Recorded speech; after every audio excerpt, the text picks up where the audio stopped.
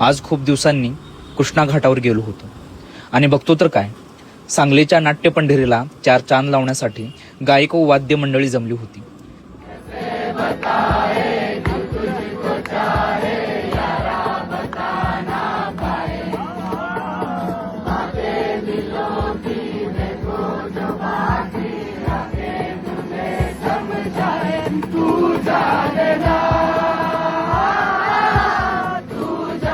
त्यानंतर महाराज स्वामी समर्थ यांचे दर्शन घेऊन निघतो तोवरच आम्हाला एक व्यक्ती दिसली.